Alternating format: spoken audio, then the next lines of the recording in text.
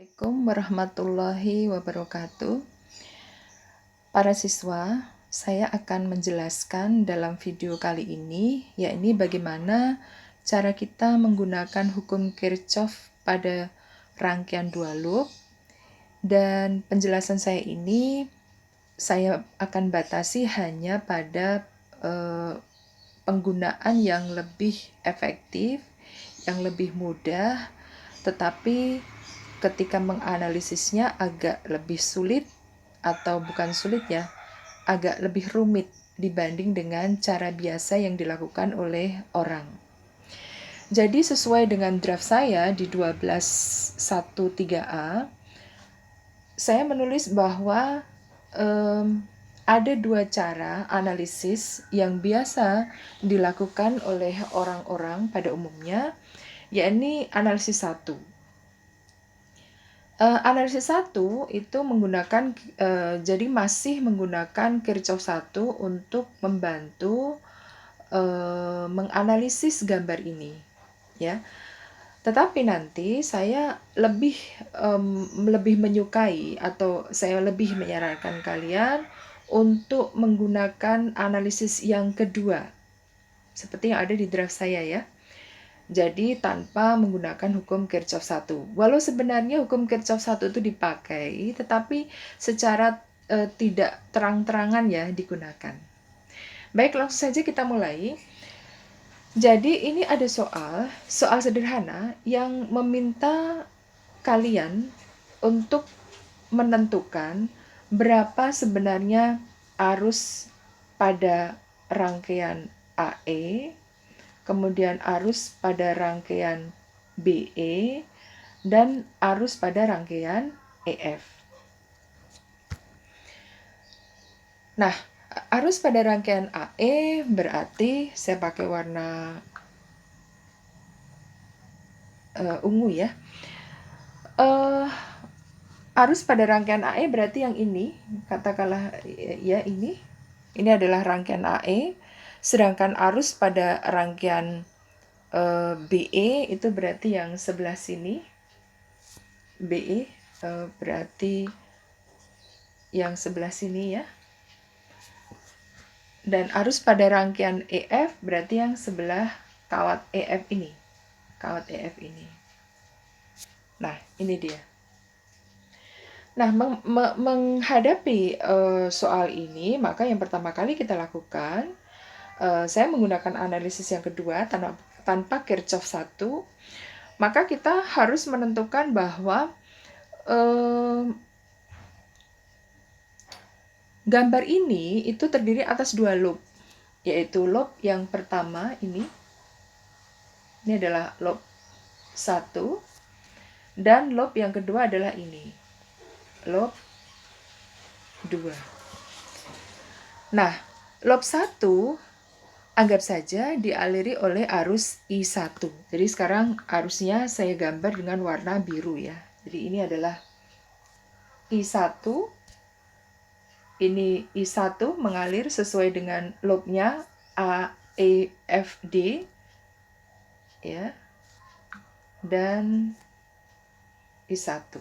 Jadi kalau saya boleh menulis, I1 itu melewati rangkaian A, E, F, D kembali ke A. Itu adalah I1. Kemudian yang loop 2, yaitu loop B, E, F, C, B, itu saya misalkan dia dialiri oleh arus I2. Misalkan I2 saya gambar dengan warna hijau muda ya. Jadi I2 itu melewati rangkaian loop B, E, F, C, B. Sehingga saya menulis atau saya gambar I2 itu, ini adalah I2 ya, kemudian yang lewat EF, I2 pada rangkaian EF, I2 pada rangkaian FC, dan I2 pada rangkaian CE. Kembali ke titik B lagi. Nah, kalau sudah kita tentukan seperti itu, maka kemudian kita lanjutkan dengan analisis masing-masing loop. Jadi lob 1. Lob 1 dia adalah rangkaian tertutup, maka berlaku sigma IR ditambah sigma E sama dengan 0. Sigma IR kita tuliskan semua arus yang melewati pada lob 1 tersebut. Kita mulai dari kawat, saya mulai dari titik A, lalu kembali ke A lagi ya. Jadi titik A, E, F, D, dan kembali ke A. Dari titik A, I1 ketemu dengan 2 ohm. Oh, berarti minus 2 kali I1. Kemudian di kawat EF, saya menemukan bahwa I1 ketemu dengan 2 ohm juga, berarti min 2 I1. Kemudian saya cari sigma IR dulu ya. Kemudian di FD itu I1 tidak menemukan apapun, tapi di DA I1 ketemu dengan 2 ohm, berarti min 2 I1. Tetapi yang perlu diingat di sini adalah di kawat EF tidak hanya dialiri oleh arus I1 saja, tetapi juga dialiri oleh I2. Sehingga dengan demikian saya juga wajib menuliskan I2-nya. Jangan sampai lupa itu. I2 pada kawat EF itu bertemu dengan 2 ohm dengan searah dengan lob 1. Sehingga saya pakai warna hijau ya supaya berbeda ya. Berarti saya tulis minus 2 I2. Karena I2 bertemu dengan 2 ohm. Jadi minus I2. Nah, untuk mengecek kebenaran atau untuk mengecek itu sudah benar atau belum ya, saya menulis sigma IR-nya ya, kita lihat saja lagi, kita hitung saja. Ada berapa resistor sih sebenarnya dalam loop 1? Oh, ada 1, 2, 3. Nah, tetapi di kawat EF ini, yang resistor di kawat EF ini, dia dilewati oleh dua arus, yaitu arus I1 dan arus I2. Oleh sebab itu, perkalian IR itu sebenarnya ada 4, ya, yaitu I1 kali 2, I1 kali 2, I1 kali 2, dan I2 kali 2. Jadi ada 4. Kita cek ya, 1, 2, 3, 4. Betul, sudah betul. Kemudian IR-nya sudah selesai, baru kemudian kita mencari sigma E-nya. Sigma E atau elemennya. Elemen baterai ternyata hanya ada di kawat EF saja. Dan dia keluar dari kutub negatif. Oh, itu berarti saya harus menuliskannya sebagai minus 12 sama dengan 0. Lalu kita kalkulasi, berarti min I1 ya, berarti min 6 I1, min 2 I2, min 12 sama dengan 0.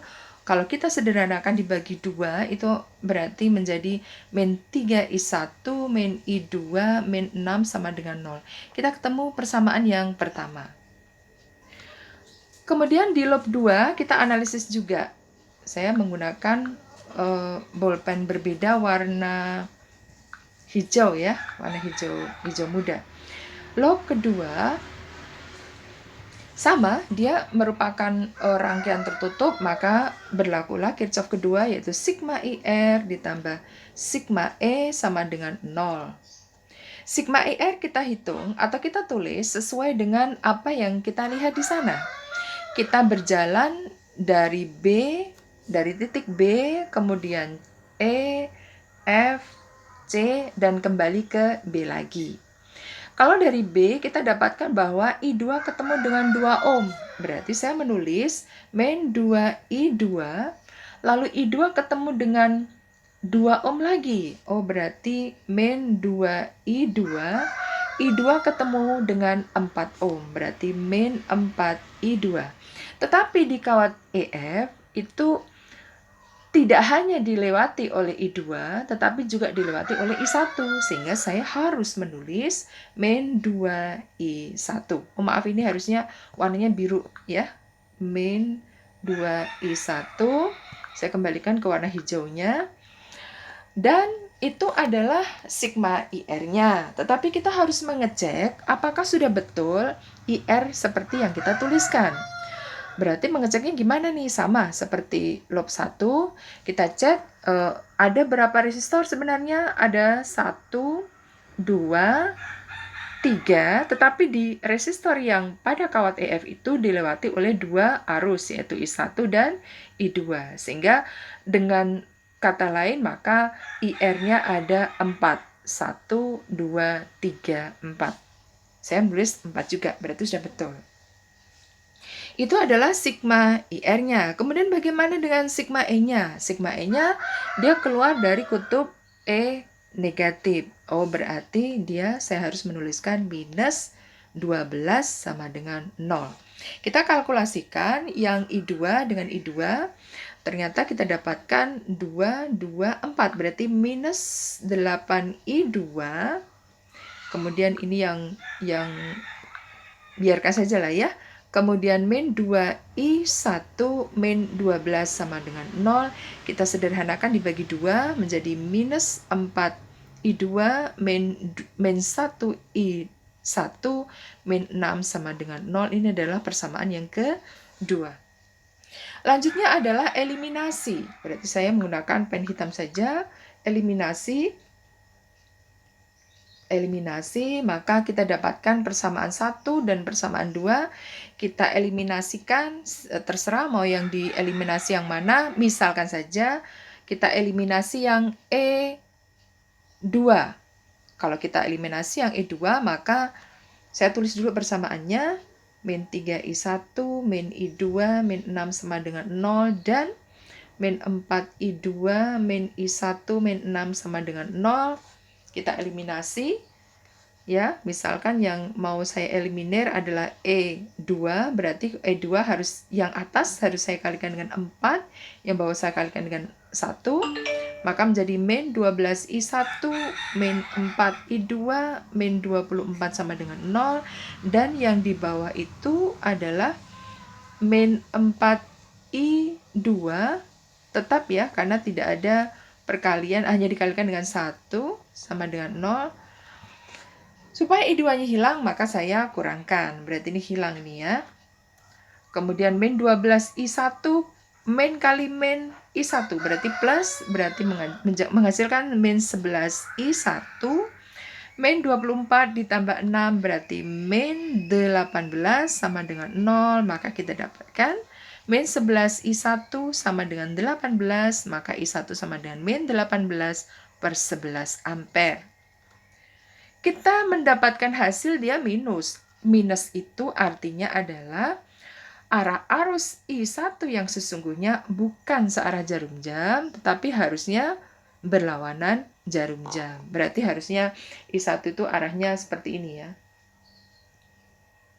Nah, ini adalah I1. Kemudian berapakah arus pada BE? BE itu berarti I2. Berarti arus I2. Kalau I2 sudah, berarti kita tinggal substitusikan, yaitu I1 sama dengan minus 18 per 11 ampere ke dalam salah satu persamaan, misalkan persamaan 1 ya. Jadi min 3I1 min I2 min 6 sama dengan 0 kita masukkan. Berarti min 3 kali min 18 per 11 min I2 min 6 sama dengan 0.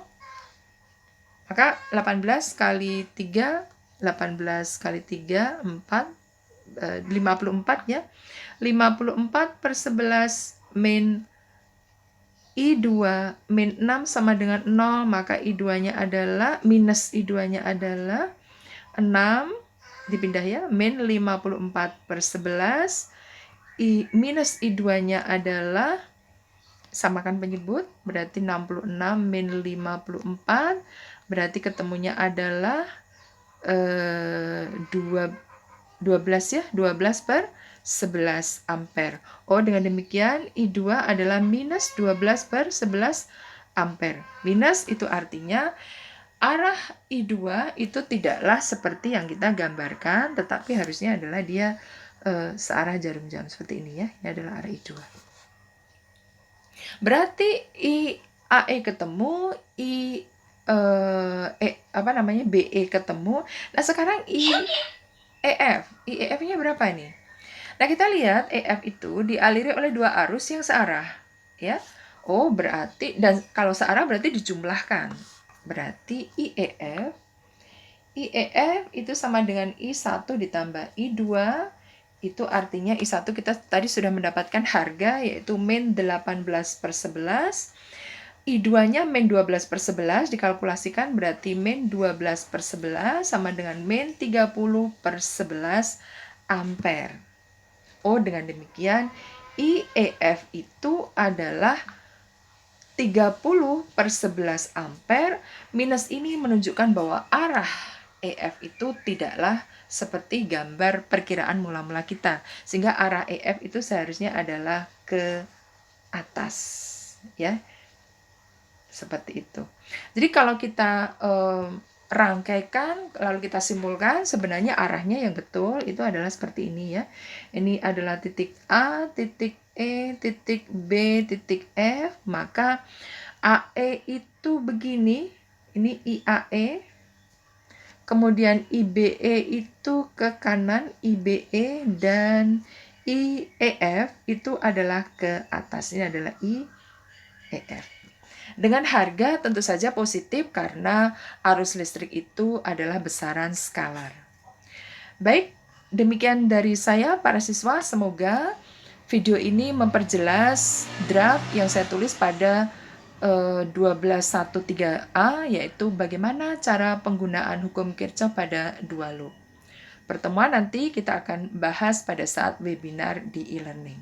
Sekian, Assalamualaikum warahmatullahi wabarakatuh.